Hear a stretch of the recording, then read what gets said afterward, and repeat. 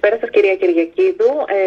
Να αναφέρω την ιδιότητά μου αρχικά. Είμαι αναπληρώτρια εκπαιδευτικός δευτεροβάθμιας εκπαίδευσης, μέλος του 9μελούς ΔΣ του Πανελλήνιου Συλλόγου PE8804 Διατροφής και μέλος της Πανελλήνιας Ένωσης Αναπληρωτών Δευτεροβάθμιας. Ποιο είναι τώρα το θέμα μας και τι έχει προκύψει καλοκαιριάτικα? Μετά τις πρόσφατες δηλώσεις του νέου Υπουργού Παιδείας, του κ. Πιερακάκη, προκλήθηκε μια έντονη ανησυχία και αναστάτωση στην εκπαιδευτική κοινότητα. Η εξαγγελία λοιπόν αυτή του Υπουργού αφορά την αλλαγή του συστήματος πρόσληψης και διορισμού των εκπαιδευτικών στη δευτεροβάθμια αλλά και στην πρωτοβάθμια εκπαίδευση. Αφορά δηλαδή δημοτικά, γυμνάσια και λύκεια. Αρχικά θα ήθελα να δώσουμε, κυρία Κυριακίδου, ορισμένες διευκρινήσεις για το ισχύον σύστημα απορρόφησης των εκπαιδευτικών, το λεγόμενο προσοντολόγιο Παυρόγλου, για όσους δεν το γνωρίζουν, τι ισχύει δηλαδή σήμερα, έως και σήμερα που μιλάμε. Έχουμε λοιπόν πίνακες κατάταξης της ΑΣΕΠ, όπου εκεί οι εκπαιδευτικοί, ανάλογα με τα προσόντα που έχουν συγκεντρώσει και τα μόρια από τα προσόντα, καταλαμβάνουν θέσεις. Άρα έχουμε πάλι ΑΣΕΠ. Δηλαδή, καταλαβαίνουμε ότι οι εκπαιδευτικοί πλέον διαθέτουν πολλά προσόντα, εφόδια και πλούσια βιογραφικά, που αυτά προέρχονται είτε από τον βαθμό του προπτυχιακού τους, από τα μεταπτυχιακά, που πολλοί έχουν 2 μεταπτυχιακά, σεμινάρια, επιμορφώσεις, γνώσεις ξένων γλωσσών, υπολογιστών και άλλα.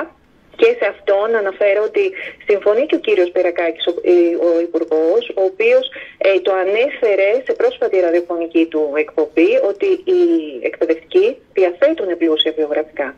Άρα έχουμε μία βάση, ένα δεδομένο, ένα αξίωμα θα λέγαμε. Οι εκπαιδευτικοί ήδη έχουν αξιολογηθεί πολλές φορές. Έτσι, ήδη έχουν εξεταστεί πολλές φορές. Αυτό ακριβώς. Έχετε ήδη δώσει τις εξετάσεις σας πολλές φορές. Αυτό ακριβώς που λέτε, κυρία Χατζηγνατιάδου. Ναι, δεν σταματάει ποτέ αυτό. Λοιπόν, το σύστημα τώρα, να δούμε από την άλλη πλευρά, το σύστημα με γραπτό διαγωνισμό ΑΣΕΠ, το οποίο θέλει να επαναφέρει το Υπουργείο, τι είναι? Είναι κάτι το οποίο έχει δοκιμαστεί στο παρελθόν και απέτυχε.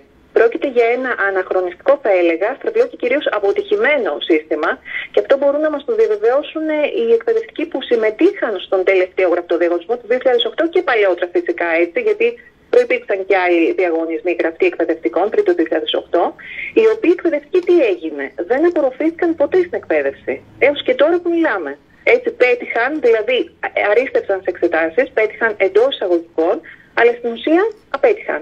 Και έτσι σήμερα έχουμε συσπηρωθεί 16 σύλλογοι εκπαιδευτικών, αναπληρωτών αλλά και μόνιμων, ειδικού εκπαιδευτικού και ειδικού βοηθητικού προσωπικού, οι οποίοι δηλώνουν κατά του γραπτού διαγωνισμού ΑΣΕΠ, ο οποίος στην ουσία ενισχύει την εργασιακή ανασφάλεια και το άγχος των εκπαιδευτικών. Και κάτι ακόμα να συμπληρώσω, ότι τι σημαίνει γραπτός διαγωνισμός ΑΣΕΠ, αν εν τέλει εφαρμοστεί στην πορεία, ότι ταυτόχρονα αμφισβητείται η κρίση των ακαδημαϊκών μας καθηγητών. Δηλαδή οι καθηγητές των σχολών μας ήταν ακατάλληλοι για να μας κρίνουν. Και πολλοί από εμάς έχουμε και δεύτερο πτυχίο, ΑΕΗ, δεύτερο μεταπτυχιακό, όπως προανέφερα. Άρα έχουμε εξεταστεί, έχουμε δοκιμαστεί. 1-2ωρο εξετάσεων μπορεί να είναι καθοριστικό? Σε ένα 2ωρο, 3ωρο θα κριθεί ο εκπαιδευτικός αν είναι άξιος και κατάλληλος για την εκάστοτε σχολική μονάδα? Και αν του τύχει κάτι και την ημέρα του γραπτού διαγωνισμού δεν μπορεί να παραστεί, δεν είναι ένα πρόβλημα και αυτό που δημιουργείται? Δηλαδή θα μείνει άνεργος. Κυρία Χατζηγνατιάδου, ναι, θεωρείτε ότι όλη η διαδικασία που προωθείτε σας ακυρώνει? Ναι, στην ουσία ακριβώς αυτό ακυρώνει. Ακριβώς βέβαια δεν ξέρουμε πώς θα εφαρμοστεί. Ναι. Έχουμε κάποιες πληροφορίες, είμαστε στην εξαγγελία αυτή τη στιγμή, αλλά γνωρίζουμε ότι οι εξαγγελίες πολύ γρήγορα ψηφίζονται και γι' αυτό το λόγο μας συσπηρωθεί. Ακριβώς αυτό που είπατε μας ακυρώνει. Ακυρώνει στην ουσία τι?